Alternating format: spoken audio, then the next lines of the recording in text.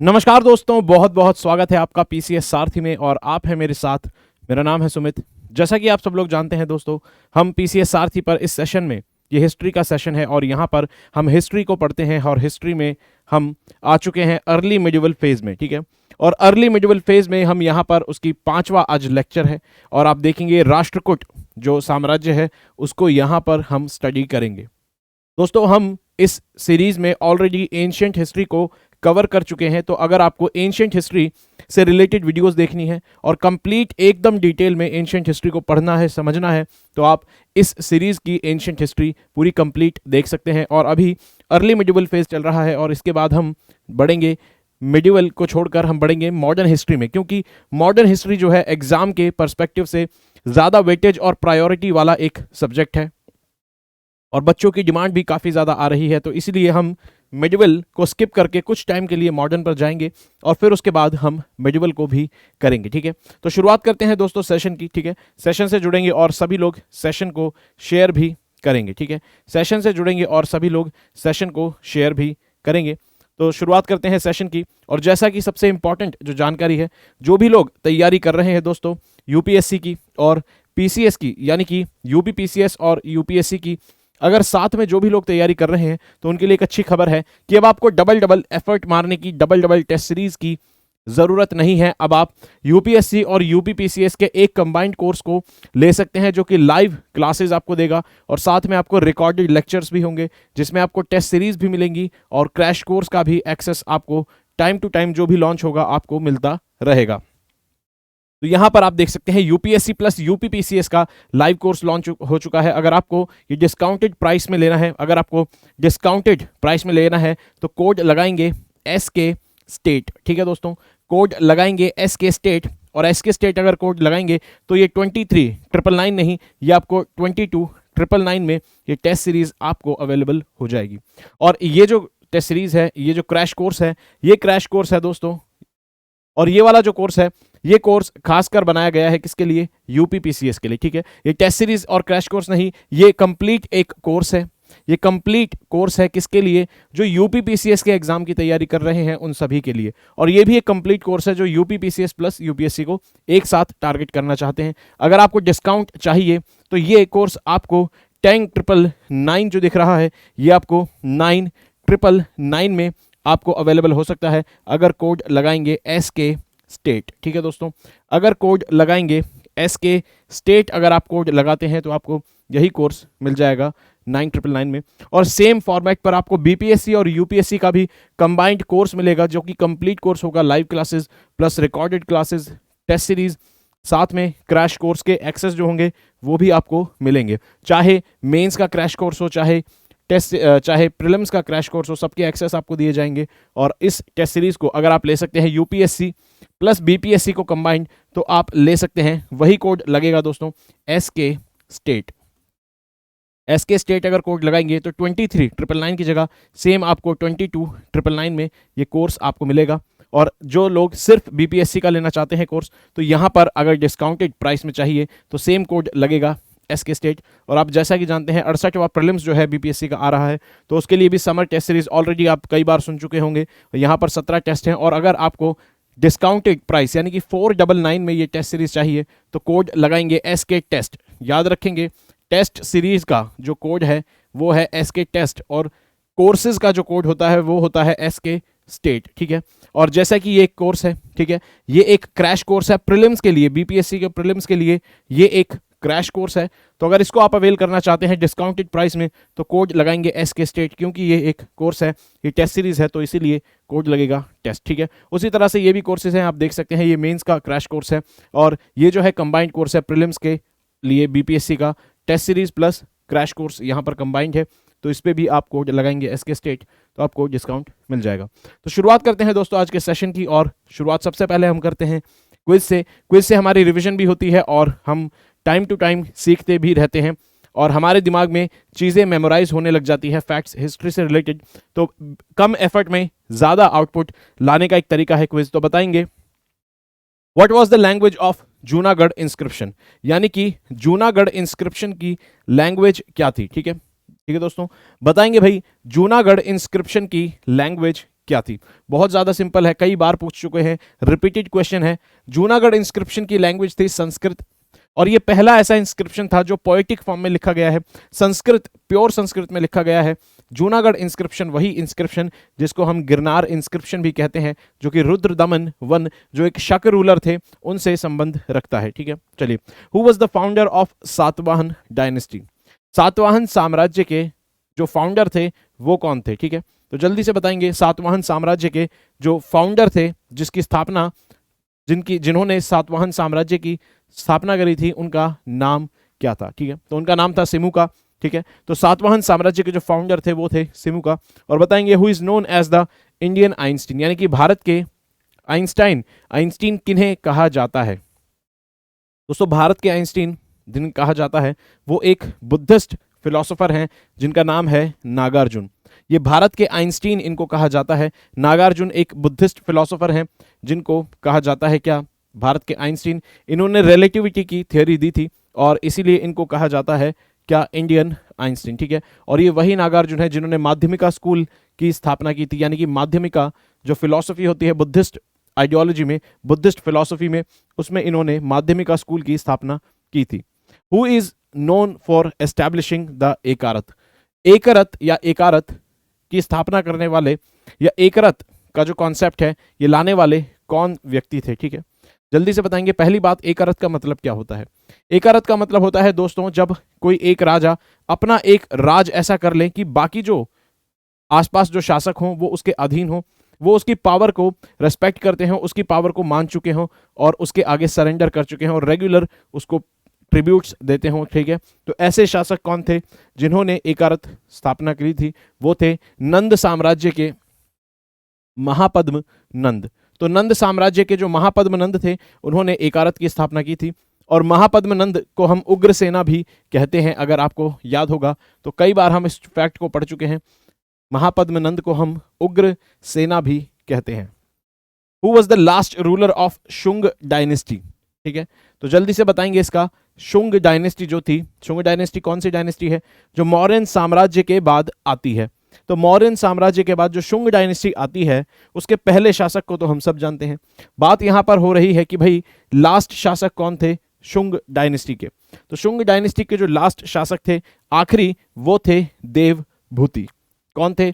वो थे देवभूति। ठीक है दोस्तों, चलिए, और ये टाइमलाइन है, ऑलरेडी इसको हम देख चुके हैं कि भाई एंशिएंट हिस्ट्री तक यहां तक है और हमने एंशिएंट हिस्ट्री की पूरी टाइमलाइन है पैलियोलिथिक से, यानी कि पूरा पाषाण काल से, पैलियोलिथिक से शुरू होते हुए ये पूरी गुप्ता काल तक जाती है और गुप्ता एज तक आप देखेंगे वाकाटका और गुप्तास को।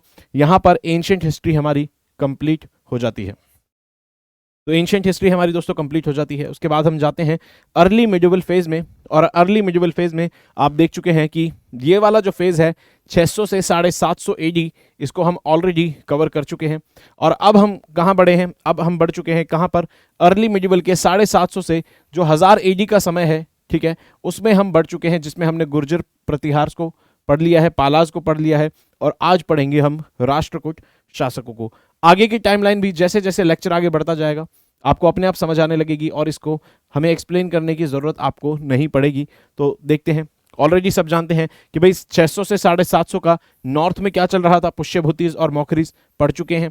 साउथ में क्या चल रहा था? सबसे पहले डेक्कन में पढ़ा हमने। साउथ में डेक्कन में गए तो हमें चालुक्यास दिखे और फिर बाद में हमने पल्लवास और पांड्यास भी पढ़ा। तो ये पूरा सेगमेंट, ये पूरा जो समय, ये जो टाइम पीरियड है, इसको स्टडी कर चुके हैं, चाहे नॉर्थ हो चाहे साउथ हो। उसके बाद 750 से 1200 एडी का जो समय है उसको हमने देखा कि ये वाला जो समय है दोस्तों, ये नॉर्थ इंडिया में दो हिस्सों में बांटा जाता है। एक पहला स्टेज ऑफ स्टैग्नेशन, ठीक है, स्टैग्नेशन का फेज, और दूसरा एज ऑफ कॉन्फ्लिक्ट्स, ठीक है। और नॉर्थ इंडिया में देखेंगे तो 750 से 1000 एडी का समय और 1000 से 1200 एडी का समय। तो 750 से 1200 एडी का जो समय है इसको हमने दो हिस्सों में बांटा। कौन से? एक देखते हैं कि 750 से 1000 और फिर 1000 से 1200। तो 750 से 1000 वाला जो समय है इसमें हमने गुर्जर प्रतिहार पढ़ लिया, इसमें हमने पालाज पढ़ लिया। अब हम इसको आज करेंगे राष्ट्रकूट, और आज हमारा ये वाला फेज कंप्लीट हो जाएगा।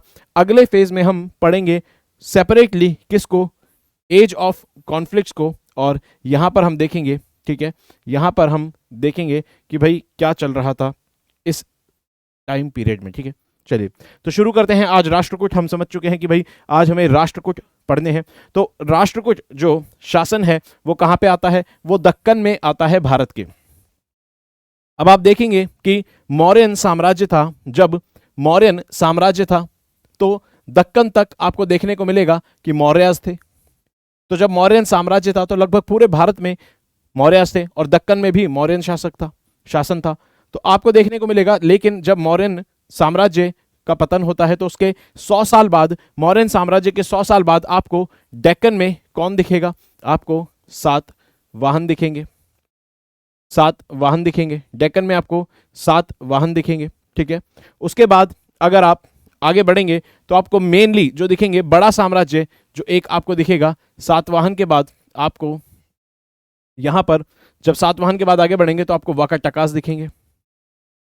वाकाटकास दिखेंगे क्यों, क्योंकि वाकाटकास जो थे गुप्ता के साथ साथ चल रहे थे, 7 वाहन कुषाण के साथ साथ चल रहे थे। वाकाटकास के बाद जब और आगे बढ़ेंगे तो आपको चालुक्यास दिखेंगे, जिसको हम ऑलरेडी पढ़ चुके हैं।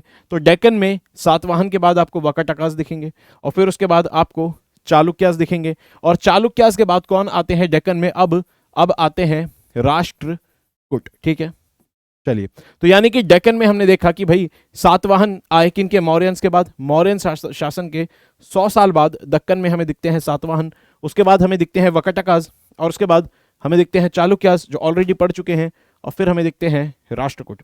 तो आज हम पढ़ते हैं दक्कन में राष्ट्रकूट को। तो कहां से आते हैं, 753 से 975 एडी का जो समय है वो राष्ट्रकूट लोगों का शासन का समय है। कहां पर, दक्कन में। ठीक है, और राष्ट्रकूट का मीनिंग आप समझ सकते हैं कि जो चीफ होता है किसी देश का, उसे यहां पर राष्ट्रकूट का मतलब है कि जो मुखिया होता है किसी देश का, राष्ट्र का मुखिया, तो इसका मतलब होता है राष्ट्रकूट।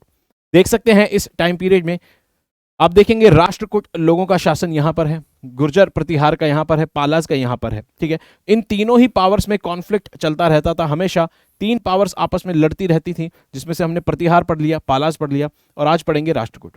और हमने ये भी जाना था कि भाई राष्ट्रकूट जो था सबसे इंपॉर्टेंट और सबसे पावरफुल एक शक्ति बनकर उभरा था इन तीनों में से, क्योंकि जो राष्ट्रकूट के जो राजा थे ध्रुव, उन्होंने प्रतिहार जो शासक थे उनको भी हराया हुआ था और जो पाला जो शासक थे उनको भी हराया हुआ था। तो राष्ट्रकूट जो थे एक काफ़ी बड़े क्षेत्र में थे और काफ़ी ज़्यादा, तीनों शक्तियों में सबसे ज़्यादा पावरफुल जो साबित हुए वो राष्ट्रकूट हुए थे। ठीक है, और बताया जाता है कि भाई ये चालुक्य लोगों के एक तरह से फ्यूडेटरी यानी कि उनके सामंत हुआ करते थे। ठीक है, चालुक्य लोगों के सामंत हुआ करते थे और इनकी कैपिटल जो थी कहाँ पर थी, मलखेड़ यानी कि मान्यखेत में आपको इनकी कैपिटल दिखेगी। तो मान्यखेत जो थी वो राष्ट्रकूट लोगों की कैपिटल हुआ करती थी। ठीक है, तो मानखेड़ या मान्यखेत राष्ट्रकूट लोगों की कैपिटल हुआ करती थी। ठीक है, और इन लोगों का आप देखेंगे, जैसे मैंने बात की कि जो तीनों शक्तियों का स्ट्रगल चलता था उसमें इन लोगों का जो सक्सेस था, मिलिट्री सक्सेस, जो सैन्य इनकी ताकत थी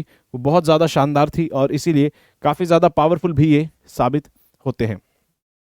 ठीक है, और इन्होंने लगातार ये गंगा के क्षेत्र में लगातार ये कई वॉर कैंपेन चलाते रहते हैं, रेड करते रहते हैं, जहां पर इन्होंने अपना गंगा के क्षेत्र में हालांकि विस्तार नहीं करा। देखिए ये यहीं तक रहे, गंगा के क्षेत्र में विस्तार नहीं किया इन्होंने, लेकिन ये यहाँ पर रेड करके लगातार लूट कर कुछ ना कुछ लेकर आते रहते थे और अपने शासन में उससे समृद्धि बनाए रखते थे। ठीक है, तो अपने शासन में उससे उस समय पैसा लेकर आते रहते थे, वहाँ पर लूटपाट करते थे, युद्ध करते थे, लेकिन ज़मीन जाके नहीं लेते थे। कहाँ पर, गंगा का जो क्षेत्र है जैसे बताया, तो ये अपने से इस क्षेत्र में सीमित रहते थे, लेकिन ये जाते थे गंगा क्षेत्र में, लड़ते थे, लेकिन वहां से लूटपाट करके सामान लेकर आते थे। ठीक है, चलिए, और यहां पर आपको देखने को मिलेगा कि इनकी जो लगातार युद्ध है वो चालुक्यास ऑफ वेंगी, जो कि ईस्टर्न चालुक्यास के नाम से जाने जाते हैं। हम ऑलरेडी पढ़ चुके हैं कि कैसे चालुक्यास ऑफ वेंगी हमें देखने को मिलते हैं, और पांड्यास ऑफ मदुरई से भी इनका कांस्टेंट एक युद्ध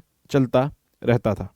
ठीक है, और बताते हैं कि जो अरब रिकॉर्ड्स हैं वो बताते हैं कि राष्ट्रकूट जो लोग थे ये लिबरल लोग थे एक तरह से, जहाँ तक धर्म की बात है, जहाँ तक धर्म को मानने की, उसका पालन करने की बात है, तो ये काफ़ी ज़्यादा लिबरल थे राष्ट्रकूट लोग। इन्होंने अरब जो ट्रैवलर्स होते थे, अरब ट्रेडर्स जो होते थे, उनको भी अलाउ कर रखा था कि वो मस्जिद बनाएं और अपने धर्म का पालन करें, कहाँ पर? राष्ट्रकूट लोगों के शासन में, ठीक है। तो राष्ट्रकूट लोग जो है धर्म के मामले में भी लिबरल बताए जाते हैं।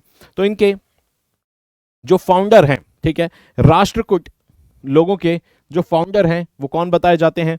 राष्ट्रकूट लोगों के फाउंडर बताए जाते हैं कौन? दंती दुर्ग, ठीक है दोस्तों।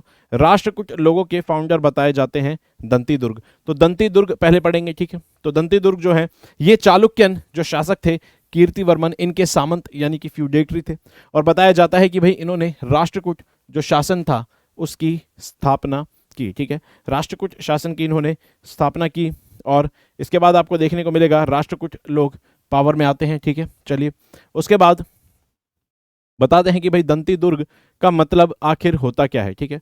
दंती दुर्ग का मतलब ये होता है कि एक तरह से यहां पर बात की गई है, ठीक है, जिसका हाथी उसका किला है, ठीक है। यानी कि एक ऐसा व्यक्ति जिसका हाथी उसकी प्रोटेक्शन करता है, उसका किला है, यानी कि ये उनकी मिलिट्री जो पावर है उसी को दर्शाता है, ठीक है। चलिए उसके बाद आते हैं कृष्णा वन, ठीक है।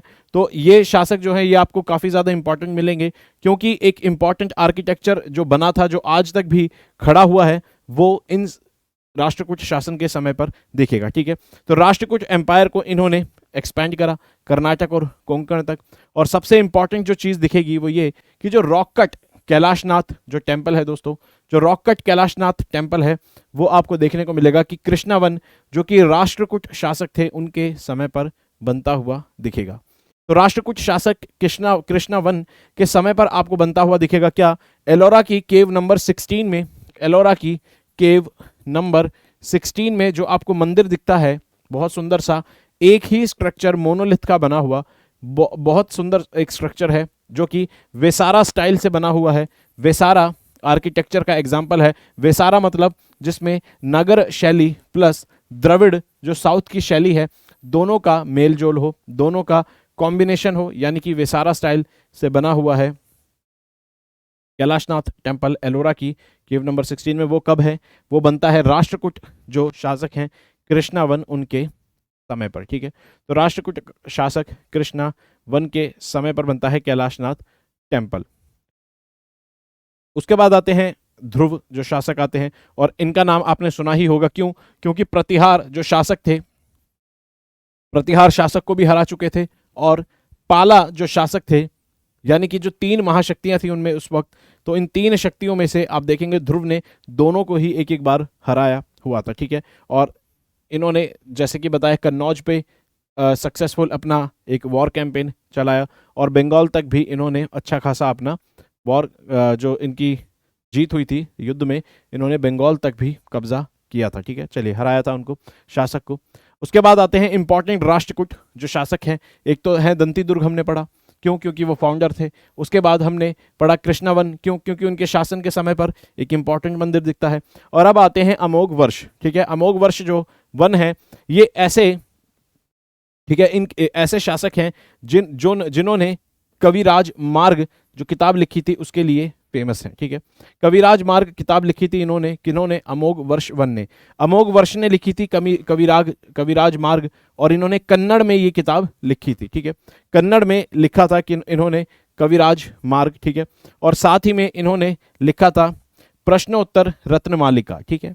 प्रश्नोत्तर रत्नमालिका लिखा था, और ये संस्कृत में लिखा गया था अमोघ वर्ष वन के द्वारा, ठीक है। और ये भी एक राष्ट्रकूट शासक थे जिनकी कैपिटल जो थी वो मान्यखेत हुआ करती थी, और ये एक ऐसे शासक थे जिनको कहा जाता था कि ये अशोका ऑफ साउथ है, ठीक है। अशोका ऑफ इन्हें साउथ कहा जाता था, ठीक है, क्योंकि आप जानते हैं विंध्यास की साउथ में पड़ता है डेक्कन, तो अशोका ऑफ साउथ किसको कहा जाता था? अशोका ऑफ साउथ कहा गया था। जो अमोघ वर्ष वन थे उनको अशोका ऑफ साउथ की उपाधि दी गई थी, याद रखेंगे। और इनको जो गुप्ता शासक थे विक्रमादित्य, उनसे भी कंपेयर किया जाता है, क्यों? क्योंकि इन्होंने अपने दरबार में कई सारे विद्वानों को संरक्षण दिया था। जैसे कि आप जानते हैं चंद्रगुप्त टू जो थे, जिनको चंद्रगुप्त विक्रमादित्य भी कहते हैं, उन्होंने भी अपने उज्जैन के दरबार में नवरत्नों को, जो कि उस समय के विद्वान और स्कॉलर्स होते थे, उनको उन्होंने संरक्षण दिया था। जैसे कि कालिदास हो गए, वरामिहिर हो गए, ठीक है, अमर सिन्हा हो गए, वरारुचि हो गए, तो ये सभी लोग नवरत्नों में शामिल थे, स्कॉलर्स थे, विद्वान थे। चंद्रगुप्त टू यानी कि चंद्रगुप्त विक्रमादित्य जो कि गुप्ता शासक थे, और यहाँ पर बताया जाता है कि इनको उनसे भी कंपेयर किया जाता है क्योंकि इन्होंने भी संरक्षण दिया था अपने समय पर अपने दरबार में विद्वान लोगों को। ठीक है, चलिए तो याद रखेंगे कि भाई जो अशोका ऑफ साउथ किसे कहा जाता है, वो एक राष्ट्रकूट शासक हैं। कौन? अमोघ वर्ष वन उनको कहा जाता है, अशोका ऑफ साउथ। उसके बाद आते हैं कृष्णा थ्री। ठीक है, ये लास्ट आपको शासक मिलेंगे, कौन से? राष्ट्रकूट समय के लास्ट आपको शासक मिलेंगे। ठीक है, तो लास्ट शासक का नाम याद रखेंगे, कृष्णा थ्री जो थे राष्ट्रकूट साम्राज्य के लास्ट शासक थे। ठीक है, और इन्होंने जो थे चोला शासक को भी हराया था। ठीक है, और आगे नॉर्थ में भी इन्होंने अपना वॉर कैंपेन चलाए थे और रामेश्वरम तक गए थे और पिलर विक्ट्री इन्होंने वहां पर बनाया था। ठीक है, ये इन्होंने रामेश्वरम तक अपना जो था अपनी पहुंच बढ़ा ली थी, अपने एम्पायर की जो बाउंड्रीज थी रामेश्वरम तक पहुंचा दी थी। ठीक है, और इनकी मृत्यु के बाद आपको दिखेगा कि भाई राष्ट्रकूट जो एम्पायर था वो आपको उनका पतन होता हुआ दिखेगा। ठीक है, तो कृष्णा थ्री की जो मृत्यु के बाद आपको राष्ट्रकूट शासन जो है वो समाप्त होता हुआ दिखेगा। और राष्ट्रकूट शासन जो था इनका शासनकाल जो समय था टोटल लगभग 200 साल तक इन्होंने राज किया। राष्ट्रकूट शासकों ने लगभग 200 साल तक राज किया। और जैसा कि ऑलरेडी बता चुके हैं कि राष्ट्रकूट जो शासक थे दोस्तों वो टॉलरेंट हुआ करते थे दूसरे धर्मों को लेकर, जैसे कि इस्लाम हो गया, जैसे कि बुद्धिज्म हो गया, जैसे कि जैनिज्म हो गया, इनको लेकर भी काफ़ी टॉलरेट हुआ करते थे।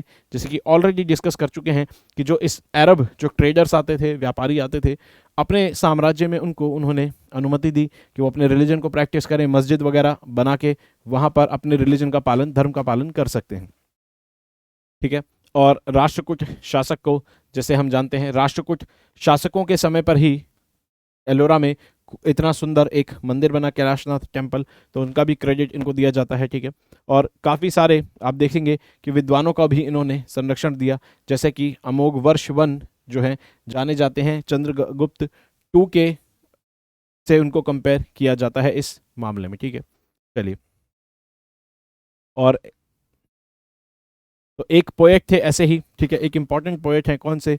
पोएट स्वयंभू। ठीक है, एक इंपॉर्टेंट पोएट थे पोएट स्वयंभू, जो कि आपको राष्ट्रकूट शासन काल के समय पर पोएट दिखेंगे, कोर्ट पोएट दिखेंगे, जो कि राष्ट्रकूट लोगों के दरबार में, शासकों के दरबार में हुए करते थे। ये अपभ्रंश भाषा में लिखते थे। ठीक है, अपभ्रंश पोएट थे, कौन? स्वयंभू। तो याद रखेंगे स्वयंभू जो थे वो एक राष्ट्रकूट कोर्ट पोएट थे। और अगर आप बात करें कि भाई कविराज मार्ग किसने लिखी थी, तो याद रखेंगे कि अमोघ वर्ष वन ने कविराज मार्ग लिखी थी। अब देखते हैं कि भाई इस समय कैसी लाइफ थी, कैसा उस समय साम्राज्य जब चल रहा था, सोशल लाइफ कैसी थी, कैसे लोग रहते थे, सोसाइटी कैसी थी, व्यापार कैसा था, ये सब देखते हैं। तो इनका जो एडमिनिस्ट्रेशन था लगभग गुप्ता और पुष्यभूतिस और चालुक्यास की तरह ही था लगभग, आपको दिखेगा, क्योंकि सामंत राजा भी दिखेंगे आपको, इसके अंदर डिसेंट्रलाइजेशन की टेंडेंसीज भी दिखेगी, यानी कि फ्यूडेटरीज भी आपको देखने को मिलेंगे, जो कि हमें दिखते हैं कहाँ पर? लेट गुप्ताज में, और मैक्सिमम दिखते हैं पुष्यभूतिस में। आपको देखने को मिलेंगे कि फ्यूडेटरीज जो थे वो काफ़ी ज़्यादा प्रोमिनेंट थे, यानी काफ़ी ज़्यादा पावरफुल थे। ठीक है, और मेन जो कमांड होती थी, ठीक है, मेन जो कमांडर इन चीफ होते थे प्लस हेड होते थे या राष्ट्रकूट शासकों में, वो होते थे राजा। वो राजा राष्ट्रकूट शासक में सिर्फ एक नॉर्मल किंग नहीं होता था, वो कमांडर इन चीफ भी हुआ करता था। ठीक है, तो जो किंग होता था वो कमांडर इन चीफ भी हुआ करता था।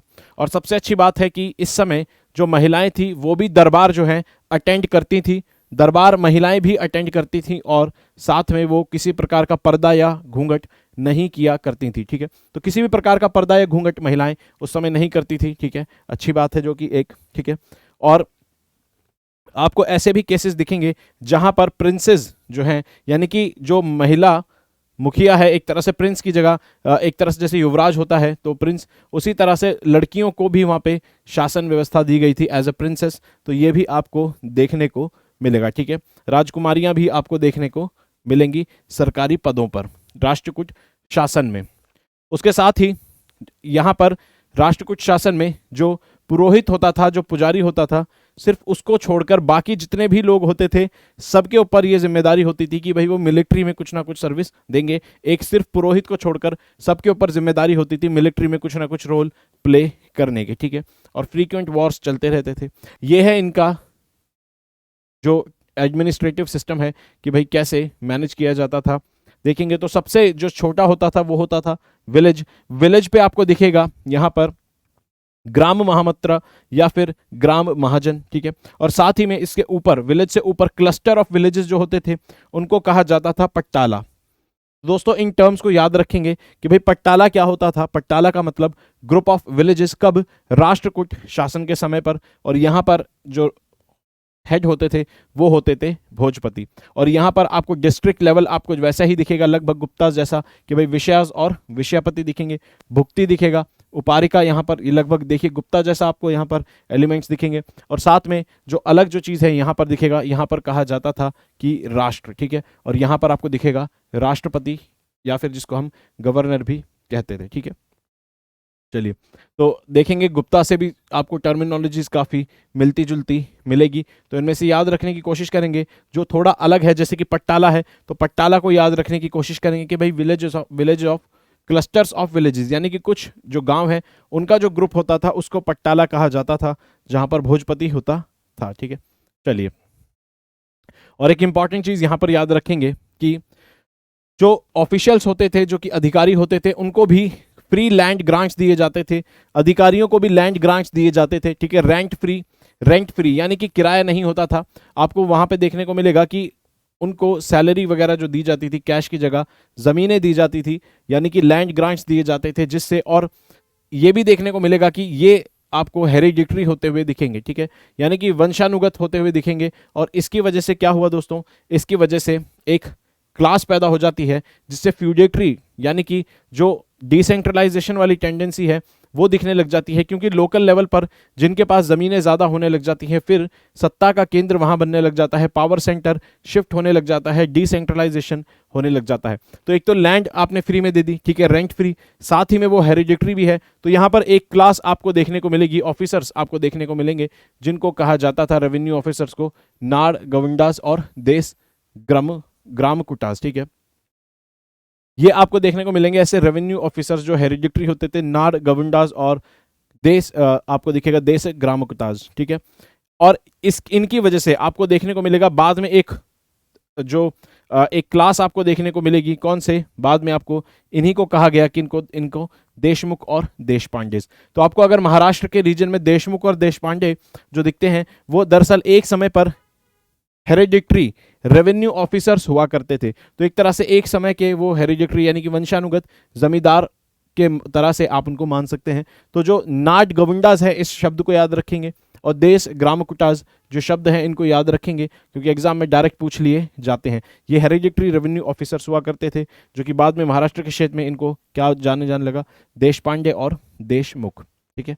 चलिए, और जैसा कि मैंने बताया कि जब आप ज़मीनें किसी को देने लग जाते हैं, ज़मीनें जब ज़्यादा आप डिस्ट्रीब्यूट करने लग जाते हैं वो भी एज ए सैलरी, तो आप देखेंगे टेंडेंसी ऑफ डिसेंट्रलाइजेशन बढ़ने लग जाती है। उससे फ्यूडलिज्म यानी कि सामंतवादी जैसी जो टेंडेंसीज हैं वो एडमिनिस्ट्रेशन में आने लग जाती हैं। और ये क्या करता है, ये जो सेंट्रल किंग है, जो सेंट्रल ताकत है किसी भी साम्राज्य की, किसी भी देश की, उसको वीक करता है और जो छोटी छोटी बाकी जो शक्तियां हैं उनको स्ट्रॉन्ग करता है, ठीक है।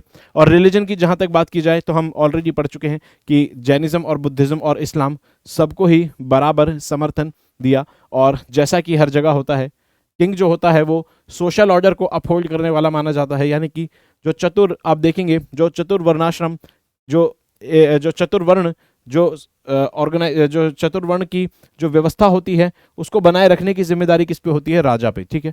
चतुर्वर्ण यानी कि जो 4 वर्ण होते हैं सोसाइटी में, 4 वर्ण बने रहें, इसकी जिम्मेदारी राजा पर होती है। और यहाँ पर भी वैसा ही था। और ट्रेड और कॉमर्स की अगर बात की जाए, तो 750 से 1000 एडी का जो समय है दोस्तों, 750 से 1000 एडी का जो समय है, इसके अंदर आपको ट्रेड जो है डिक्लाइन होता हुआ दिखेगा। जो ट्रेड और कॉमर्स है वो आपको 750 से 1000 एडी के समय में, याद रखेंगे, डिक्लाइन होता हुआ आपको नजर आएगा नॉर्थ इंडिया में। ठीक है। नॉर्थ इंडिया में आपको 750 से 1000 एडी का जो समय है इसमें आपको ट्रेड जो है डिक्लाइन होता हुआ नजर आएगा, ठीक है। स्टैग्नेशन या फिर डिक्लाइन कह लीजिए, दोनों ही, स्टैग्नेशन भी दिखेगा यानी कि ठहराव भी दिखेगा और आपको बाद में उसमें डिक्लाइन भी दिखेगा, ठीक है। चलिए, और इसका मेन कारण क्या था? इसका मेन कारण था कि रोमन एम्पायर का जो कोलैप्स हुआ था, यानी कि रोमन एम्पायर का पतन होना, ये कारण था कि भारत के उत्तरी क्षेत्र में आपको 750 से 1000 एडी के समय पर जो ट्रेड है, जो व्यापार है, वो कम होता हुआ आपको नजर आएगा, ठीक है। और दूसरा कारण है कि भाई जो ससानिड एम्पायर ईरान के क्षेत्र में था, उसके पतन के कारण, ठीक है, उसके पतन के कारण आपको देखने को मिलेगा जो जमीन से फॉरेन ट्रेड होता था उसमें भी आपको गिरावट देखने को मिलेगी। जो जमीन से फॉरेन ट्रेड होता था उससे आपको गिरावट देखने को मिलेगी। ससानिड एम्पायर जो था, जिसका पतन हुआ था, वो भी एक कारण था कि भाई जो लैंड के थ्रू जो ट्रेड होता था उसमें आपको गिरावट देखने को मिलती है। तो एक रोमन एम्पायर जो था उसका पतन भी एक कारण था और ससानिड एम्पायर का पतन भी एक कारण था। दोनों ही केसेस में ट्रेड के कम होने का, इस पे क्वेश्चन स्टेटमेंट वाले बन जाते हैं तो याद रखेंगे कि भाई जो पहली स्टेटमेंट आपको देगा तो देखेंगे कि सही है या गलत है, दूसरी स्टेटमेंट देगा तो याद रखेंगे दोनों ही एम्पायर एक तरह से कारण थे ट्रेड इंडिया का कम होने से। और ये बात हमें कैसे पता चलती है? क्योंकि जब व्यापार नहीं होता तो जो गोल्ड कॉइन्स हैं और जो सोना है उसका आयात निर्यात नहीं होगा, आयात कम होगा। अगर आप एक्सपोर्ट नहीं कर रहे तो गोल्ड आपके देश में कम आएगा, ठीक है। तो सोना कम आएगा तो सोने के सिक्के कम बनेंगे।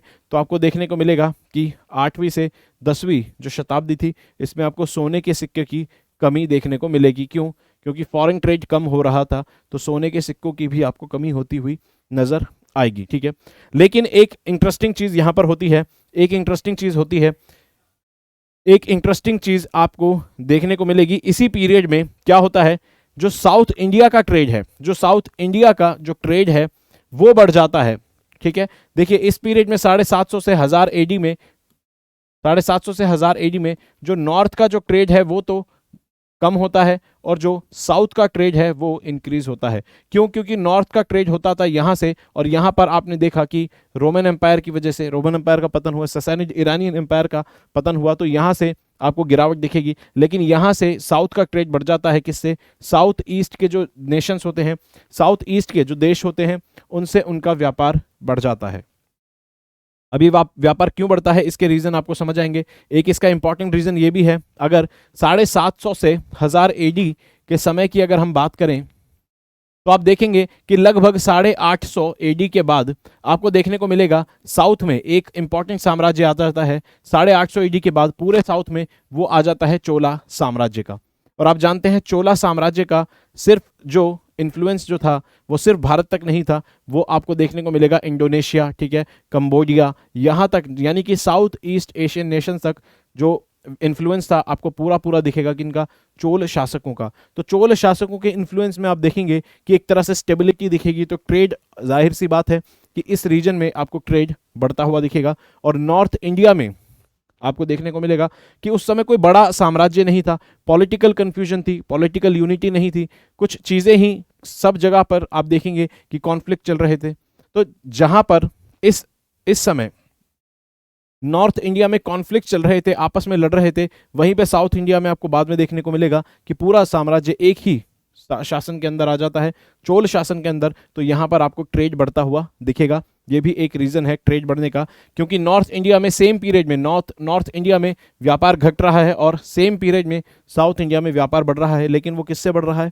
वो साउथ ईस्ट एशियन नेशन, जो कि भारत के इस तरफ के जो नेशंस हैं, भारत के इस तरफ के जो नेशंस हैं, जैसे कि इंडोनेशिया हो गया, मलेशिया हो गया और थाईलैंड हो गया, ये सारे देश साउथ ईस्ट एशियन नेशन में आते हैं, ठीक है। और बताया जाता है कि जो डिक्लाइन है, ठीक है, जो डिक्लाइन है यहाँ पर आपको देखने को मिलेगा जो डिक्लाइन है वो आपको धर्मशास्त्र में भी देखने को मिलेगा। जो ये डिक्लाइन बताया जाता है ये धर्मशास्त्र में भी आपको देखने को मिलेगा।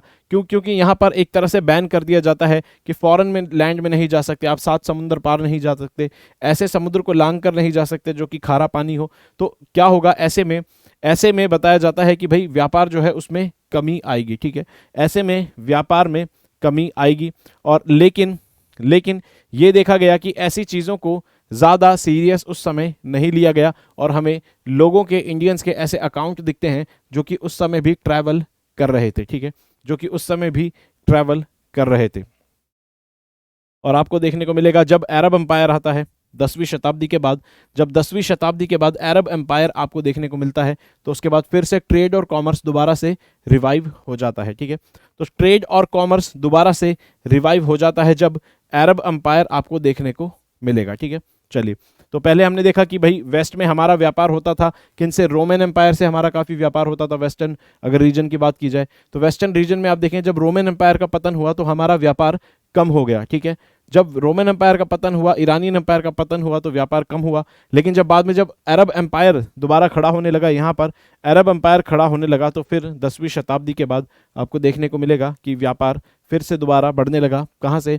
जो वेस्टर्न रीजन है यानी कि वेस्ट एशिया का और नॉर्थ अफ्रीका का जो रीजन है यानी कि भारत के पश्चिम क्षेत्र में। और एक और इंपॉर्टेंट छोटा सा साम्राज्य यहाँ पर देख लेते हैं। एटलीस्ट आपको ये पता होना चाहिए कि ये जो शब्द है ये कहाँ से आते हैं, किन से रिलेटेड हैं, ताकि आप पेपर में आसान क्वेश्चन को एटलीस्ट अटेम्प्ट कर पाएं।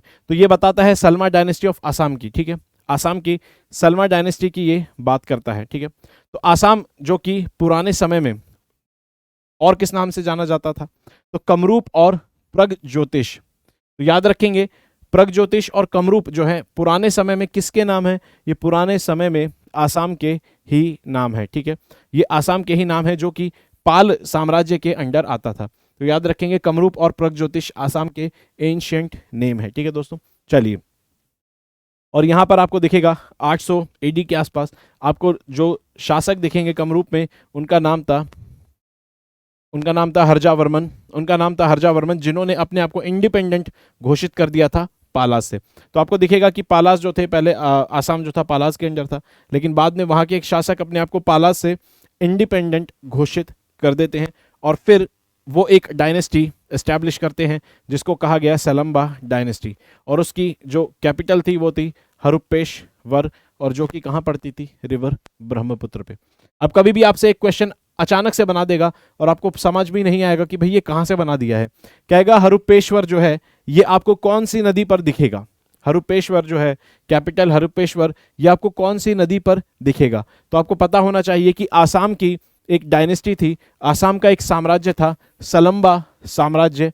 सलम्बा साम्राज्य की जो राजधानी थी वो थी हरुपेश्वर और वो ब्रह्मपुत्र रिवर पर सिचुएटेड थी। और अगर आपको इतना भी नहीं पता, अगर आपको सिर्फ इतना पता है कि भाई सलम्बा जो डायनेस्टी थी ये आसाम से जुड़ी हुई एक साम्राज्य है, सलम्बा डायनेस्टी आसाम से जुड़ा हुआ एक साम्राज्य है, अगर आपको इतना भी क्लियर है तो जाहिर सी बात है मैक्सिमम चांस है आप ब्रह्मपुत्र ही उसका सही जवाब लगाएंगे, ठीक है। तो याद रखेंगे भाई सलम्बा डायनेस्टी जो थी आसाम की थी और उससे वहां पर सबसे पहले पाला शासकों का जो था शासन था। उसके बाद एक जो शासक थे हर्जावर्मन, उन्होंने अपने आप को इंडिपेंडेंट घोषित करा और फिर उन्होंने स्थापना करी किसकी? सलम्बा डायनेस्टी की, और उनकी कैपिटल जो थी वो ब्रह्मपुत्र रिवर के पास थी। तो अटेम्प्ट करेंगे दोस्तों इस क्वेश्चन को, बहुत ही सिंपल क्वेश्चन है, बहुत ही आसान क्वेश्चन है, क्योंकि ऑलरेडी इस फैक्ट को हम अभी हाल ही में इसी क्लास में पेपर में पढ़ चुके हैं और रिपीट भी कई बार कर चुके हैं, ठीक है। तो बताएंगे कि भाई राष्ट्रकूट साम्राज्य के इनमें से जो फाउंडर थे वो कौन थे? कौन ऐसे शासक हैं जिन्होंने राष्ट्रकूट साम्राज्य की नींव रखी थी? तो बहुत ज़्यादा सिंपल क्वेश्चन है, जल्दी से बताएंगे। तो सही जवाब है दोस्तों दंतीदुर्ग। दंतीदुर्ग जो हैं उन्होंने राष्ट्रकूट साम्राज्य की स्थापना की थी। तो ये था दोस्तों आज का सेशन और आई होप आप सबको अच्छा लगा होगा। अगर अच्छा लगा है और अगर मुझसे जुड़ना चाहते हैं तो इंस्टा पे मुझे फॉलो कर सकते हैं और PDF आपको इस चैनल पर लगातार मिलती रहेंगी जैसे कि अभी मिलती आई हैं। और अगर फिर भी आपका कोई डाउट हो और आपको मैसेज नहीं कर पा रहे तो आप मुझे मेल कर सकते हैं, ठीक है दोस्तों। चलिए, तो ये था आज का सेशन। आई होप सबको अच्छा लगा होगा। सेशन को शेयर करेंगे, वीडियो को लाइक करेंगे, अपना ख्याल रखेंगे, पढ़ते रहेंगे। धन्यवाद दोस्तों।